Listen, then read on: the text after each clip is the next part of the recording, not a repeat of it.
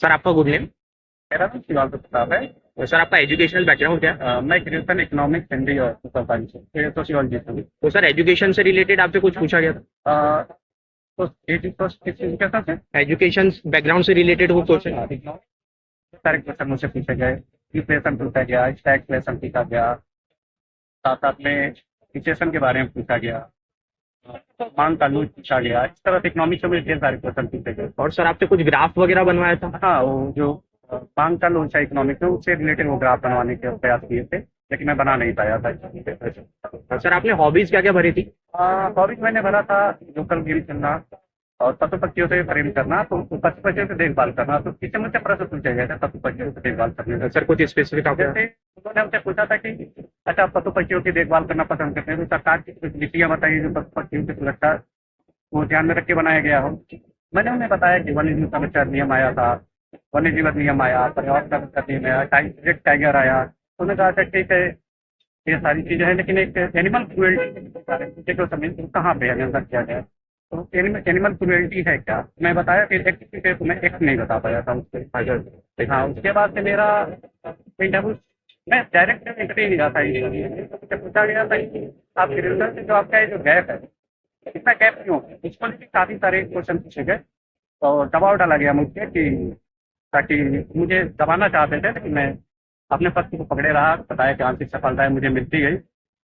मेरा पीडीएफ में भी इंटरव्यू हुआ था, जीपी में भी हुआ था मेरा, सीपीओ था, सारी चीज बताया। तो उन्होंने मुझसे पूछा चलता हो पीडीएफ में क्यों नहीं हुआ।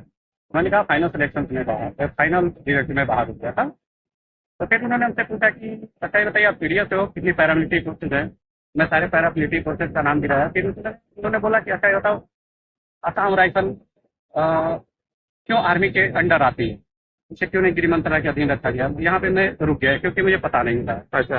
हाँ, और मैं जब पीडीएफ बोला तो उन्होंने अग्निवीर योजना के बारे में उन्होंने पूछ दी कि अग्निवीर योजना क्यों लाया गया है, क्या ये सही है। तो मैं बताया कि हाँ सही है। फिर उन्होंने यहाँ पे मुझे, मेरे ऊपर उन्होंने दबाव डाला कि जो लोग ट्रेन लोग होंगे उन्हें 4 साल बाहर रख दिया जाएगा और फिर 25% दिया जाएगा, 75% को बाहर कर दिया जाएगा। जो 75% लोग बाहर होंगे वो क्या करेंगे, समाज में निकलेंगे, जॉब होगा नहीं, वे गलत काम करना शुरू कर देंगे, हथियार उठाएंगे, क्रिमिनल बन सकते हैं। मैंने उनको बताया कि मैम ऐसा नहीं, जो आर्मी से ट्रेनिंग लेकर निकलते हैं काफ़ी वेल डिसिप्लिन होते हैं, और जो बाहर निकलेंगे और जो अंदर जाएंगे, जो अंदर होते हैं वो सर्वोत्तम हो जाते हैं। जो उत्तम लोग बाहर आते हैं तो वो बाहर आएंगे तो सोसाइटी के लिए कहीं ना कहीं लाभ देंगे ही देंगे। उन्होंने उनसे पूछा कैसे बताओ बाहर निकलेंगे करेंगे। मैं बताया कि मैम उनके लिए स्टेट के जो पुलिस है वहाँ पे उनको आरक्षण दिया जा रहा है, साथ साथ में सेंटर में भी आरक्षण है, पैरामिलिट्री फोर्सेज में। तो उन्हें सोचा था पैरामिलिट्री फोर्सेज में जब जाएंगे तो क्या करें, पैरामिलिट्री के पास ऑलरेडी इतने सारे फोर्स हैं, तो लोग वहाँ क्या करें, क्या पैरामिलिट्री फोर्सेज को लाभ दे पाएंगे। तो मैंने उन्हें बताया कि जो पैरामिलिट्री फोर्सेज है उनमें जाएंगे तो आर्मी की सारी तकनीक रणनीति लेके जाएंगे, सारा ज्ञान, और इनकी ट्रेनिंग भी काफ़ी हार्ड होती है, इससे हमारी पैरामिलिट्री फोर्सेज काफ़ी मजबूत होती है। तो उन्होंने कहा अच्छा चलो ठीक है। उसके बाद से क्वेश्चन इकोनॉमिक्स से मुझे क्वेश्चन ज़्यादा पूछे गए थे, इकोनॉमिक्स से पूछे। उसके बाद पूछा गया कि अच्छा बताइए आप ओल्ड, सोशियोलॉजी मेरा सब्जेक्ट था, उन्हें पूछा था ओल्ड एज होम क्या होता है। अच्छा। ओल्ड एज होम के बारे में मैं बताया, फिर उसकी प्रासंगिकता पूछे क्या होना चाहिए नहीं होना चाहिए या क्यों ओल्ड एज होम है। तो मैं बताया कि उसके बारे में बताया क्यों है, और मैंने लास्ट में कहा कि हाथ से रियलिटी है हमारी सोसाइटी की, लेकिन होना नहीं चाहिए। तो मैंने कहा अच्छा ठीक है। उसके बाद फिर इंटरनेशनल रिलेशंस, इंटर रिलेशन कुछ नहीं था, ईपीएफओ भी कुछ नहीं था, मेरे से कुछ नहीं पूछा गया था। लेबर लॉज, लेबर लॉ कुछ नहीं, कुछ भी नहीं था। कोई क्वेश्चन नहीं। कुछ मुझे पूछा गया जैसे चुनाव हुआ था, तो उससे उन्होंने ये पूछ दिया था कि दल बदल कानून क्या होता है, मैं दल बदल कानून बताया। फिर उन्होंने पूछ दिया किस आर्टिकल संविधान में कहाँ मेंशन कर दिया गया है, तो जो स्पेसिफिक मुझे याद नहीं आ रहा था तो मैं नहीं बता पाया वहाँ पे, मैंने सॉरी बोल के आगे निकल गया। फिर मुझे पूछे कैसा आप गोरखपुर क्षेत्र से रहने वाले हैं, तो गोरखपुर में जो क्यों प्रसिद्ध है, तो मैंने बताया गोरखनाथ मंदिर है इसलिए काफी पॉपुलर। तो गोरखनाथ मंदिर कैसे प्रसिद्ध है, मैंने कहा गोरखनाथ मंदिर की स्थापना गोरखनाथ संप्रदाय से संबंधित है, नाथ संप्रदाय के संस्थापकों में से एक। उन्होंने कहा अच्छा ठीक है, नाथ परंपरा क्या है, इसके अंदर क्या फॉलो किया जाता है। तो यहाँ पे मैं प्रश्न का मैं जवाब नहीं दे पाया। तो उन्होंने कहा अच्छा चलो ठीक है। उसके बाद से उसके बाद भी मुझसे क्वेश्चन पूछे गए थे, अभी उतना याद नहीं आ रहा है इसके बाद में। सर आपने कहीं पे मॉक इंटरव्यूज दिए थे? हाँ, मैं दिया था मॉक इंटरव्यू में, AIS में भी दिया था प्रयागराज में, और ऐसे जनरल मॉक इंटरव्यू तो उसका रेलेवेंस आपको कितना लगा? हाँ, अच्छा रहा, काफी अच्छा रहा, उसका प्रभाव पड़ा था यहाँ पे, कॉन्फिडेंस बिल्डअप हुआ था वहाँ की वजह से, और सारा एंट्री बैठना सब कुछ सही था। और सर अब जैसे नई एस्पायरेंट जो अब जिनका इंटरव्यू है तो उनके लिए आप डेव पे ज़्यादा ध्यान देने के लिए कहेंगे या मैं कहूँगा पर्सनैलिटी? नहीं, मैं कहूँगा कि टाइप पे ध्यान दें, ग्रेजुएशन का जो सब्जेक्ट है उस पे फोकस करें। एक और विषय अगर यहाँ पे आप गड़बड़ी नहीं करते हैं तो तो ईजी सब दे दो। एक्सेप्ट रहेगा, आपको अच्छा नंबर मिलेगा। लेकिन अन्य जो क्षेत्र है वहाँ पे अगर आपसे गड़बड़ी होती है तो माना जा सकता है इस क्षेत्र उस कवरेज नहीं किया है तो गड़बड़ हो सकता है।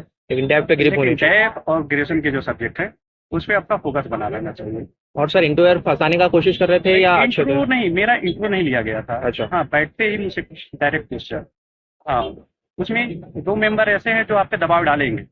जैसे मुझसे कोई प्रश्न पूछा गया, एक क्वेश्चन पूछा गया था कि देश का जो ग्रोथ रेट है जीडीपी का 8.2% के आसपास हो गया है, क्या इससे देश से अनएम्प्लॉयमेंट दूर होगा? तो मैंने बोला हाँ सर, इससे एम्प्लॉयमेंट दूर होगा क्योंकि जो जीडीपी ग्रोथ से है, जीडीपी ग्रोथ ज्यादा बढ़ रहा है तो जिस इसके वजह से रोजगार भी ज्यादा मिलेंगे, रोजगार मिलेंगे तो व्यक्तियों का आय भी बढ़ेगा।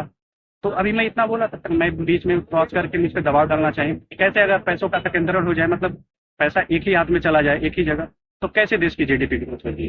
तो अब मैं आगे बोल रहा था, बोलने वाला था कि मैं कहीं भी जाए पैसा अंत में टैक्स देना पड़ता है गवर्नमेंट को, गवर्नमेंट टैक्स जाएगा तो गवर्नमेंट इन पैसों का जो है उपयोग करेगी वेलफेयर में, सामाजिक कल्याण के जैसे काम करेगी तो परिस्थितियाँ सुधरेंगी।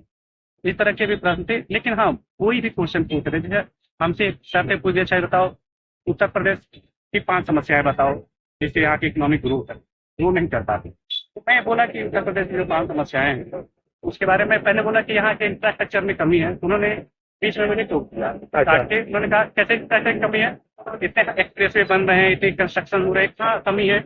मैंने बोला सर एक्सप्रेस वे बन रहे हैं, अभी निर्माणाधीन है, अभी काम चल रहा है, लेकिन इसके साथ औद्योगिक क्षेत्र में विकास होना चाहिए ताकि एम्प्लॉयमेंट बढ़े। उन्होंने यहीं पे मुझे रोक दिया। उसके बाद आगे बताओ, तो हम आगे बोले कि स्किल लेबर की कमी हो गई है, काफी है। इन्होंने बताया अच्छा स्किल लेबर की कमी क्यों? मैंने उन्हें बताया कि स्किल लेबर की क्योंकि स्किल देने वाले जो संस्थाएं हमारे यहाँ बहुत कम है, स्किल लेबर की कमी है, इस पर गवर्नमेंट काम करना चाहिए। तो उसके बाद यहीं पे मुझे यहाँ पे रोक दिए।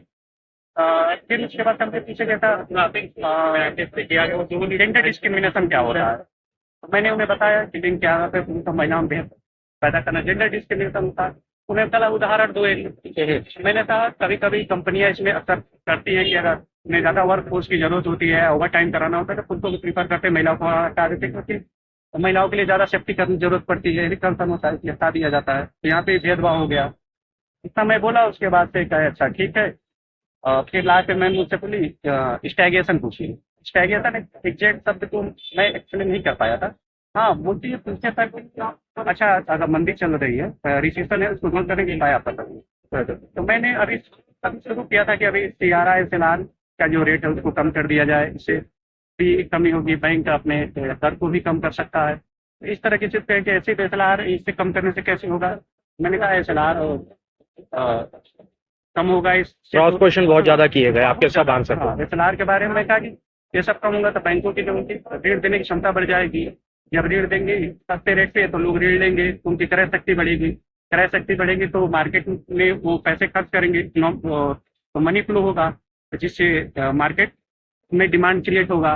डिमांड क्रिएट होगा तो मार्केट में प्रोडक्ट आएंगे, तो इससे उत्पादन क्षमता में वृद्धि होगी। तो इससे जो है रिसेशन जो है धीरे धीरे ऊपर होगा। जैसे वो हम पे दबाव हर क्वेश्चन पे दबाव डाल रहे थे। अच्छा। हाँ, कि मैं मुझसे 2-3 पूछ रहे हैं, मैं एक बोल रहा हूँ, उसमें अंदर फिर क्रॉस क्वेश्चन करके अंदर चले जा रहे थे। तो यहाँ पे मैं कहूंगा कि हमेशा जब भी क्रॉस क्वेश्चन पूछा जाए तो वो लोग अपना पक्ष रखेंगे, वो सही रहेगा।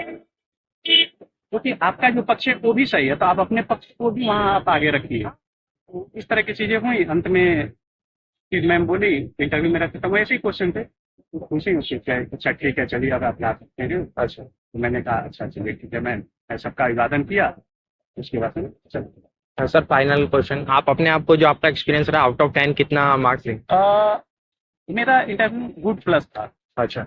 हाँ, आपने लगभग सभी क्वेश्चंस के आंसर दिए हैं क्योंकि लगभग मतलब 1-2 क्वेश्चन जो ऐसे थे जैसे वो रिसेशन का एग्जैक्ट परिभाषा पूछ दिए थे हमसे, तो एग्जैक्ट परिभाषा मैं नहीं दे पाया था, लेकिन ऐसी उसके जो उपाय पूछे दूर करने के, तो मैं बताया। अच्छा। हाँ, तो एक क्वेश्चन था जो मैं उस तरह नहीं बता पाया था। अच्छा, हाँ, यही था।